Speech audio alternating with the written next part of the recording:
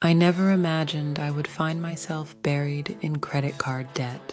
Growing up in a middle-class family, my parents always emphasized the importance of financial responsibility. Yet here I was, 32 years old, with over 25,000 sterling pounds in credit card debt, feeling the weight of each unpaid bill like a stone around my neck. The journey to financial freedom was neither linear nor easy, but it was surprising in ways I never expected. It all started innocently enough. My first credit card arrived in the mail during my sophomore year of college. The glossy brochures promised me the world: cashback rewards, travel miles, and the ability to buy now and pay later. It was like a magic wand that could turn my dreams into reality. Little did I know that this magic wand had a dark side.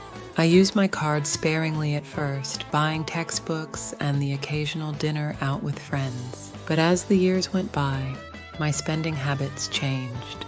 A new laptop, a spring break trip to Dubai, a designer handbag, all went on the card.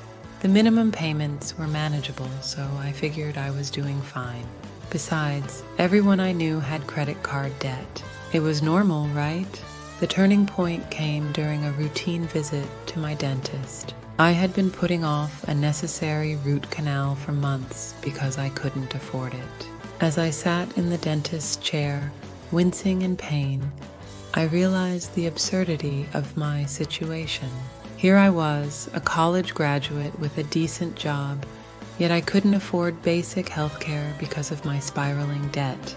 That night, I sat down with a cup of coffee and my pile of credit card statements. The numbers were staggering. How had I let it get this bad? My minimum payments barely covered the interest charges, and I was making no headway on the principal. I felt like I was drowning in a sea of numbers. Determined to take control of my finances, I spent the next few days researching debt repayment strategies. The two most popular methods were the snowball method and the avalanche method.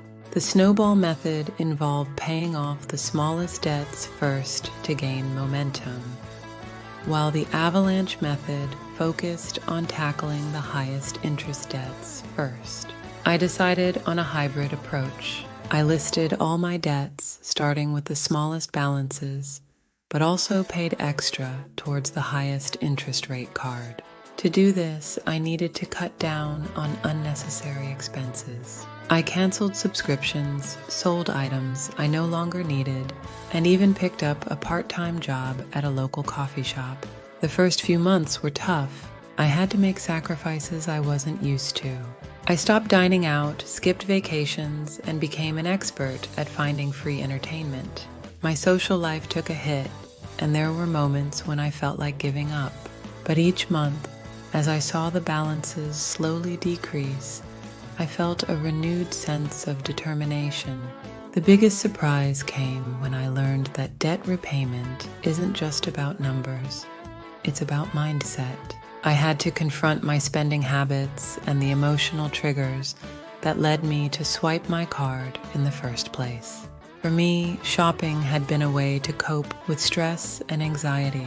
Without it, I had to find healthier ways to deal with my emotions. One day, while browsing a financial advice forum, I stumbled upon a post about negotiating with creditors.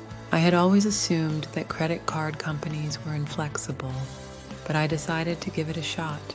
I called each of my credit card issuers, explained my situation, and asked if they could lower my interest rates. To my surprise, two of them agreed. This small victory gave me a much-needed boost. With lower interest rates, more of my payments went towards the principal, and my progress accelerated.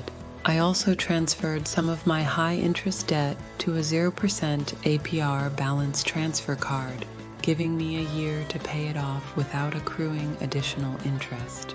Another surprising aspect of my journey was the support I found in unexpected places. When I opened up to friends and family about my debt, I discovered that many of them had faced similar struggles. We formed a support group, sharing tips, celebrating milestones, and holding each other accountable. It was comforting to know I wasn't alone. My parents, who had always been frugal, were incredibly understanding and offered to help me budget. My best friend, who had recently paid off her own debt, became my financial mentor. She introduced me to personal finance books and podcasts that changed my outlook on money management. After 2 years of relentless budgeting, side hustling, and disciplined payments, I finally saw the light at the end of the tunnel. The day I made my last credit card payment was one of the most liberating moments of my life. I felt like I could finally breathe again, but the journey didn't end there. I had learned valuable lessons about money and self-discipline that I knew I needed to carry forward. I created an emergency fund, started investing, and continued to educate myself about personal finance. I also made a vow to never fall into the trap of credit card debt again. What surprised me the most about getting out of debt was how it transformed other areas of my life. I became more confident and assertive, both personally and professionally. My relationships improved as I was no longer hiding my financial stress. I even took up new hobbies that didn't involve spending money, like hiking and volunteering. Getting out of credit card debt taught me the value of resilience and the power of taking control of my circumstances. It wasn't just about the money. It was about reclaiming my life. I realized that the true cost of debt wasn't just the interest charges, but the emotional burden and lost opportunities. Today, I live a debt-free life, and my relationship with money has completely changed. I still use credit cards, but now I pay off the balance in full each month. I've built a solid credit score, have a healthy savings account, and am on track to achieve my financial goals. My journey out of credit card debt was a roller coaster ride filled with unexpected twists and turns. It was a difficult and often painful process, but it was also one of the most rewarding experiences of my life. I emerged stronger, wiser, and more in control of my future.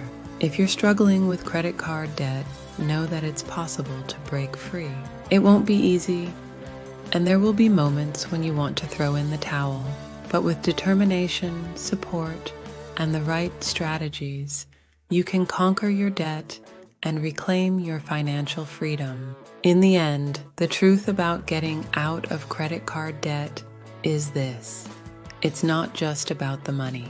It's about transforming your life, reshaping your habits, and discovering your inner strength. And that, my friends, is worth every sacrifice. Thanks for watching. Please like, comment, or share this video and subscribe to this channel about personal finance and investing.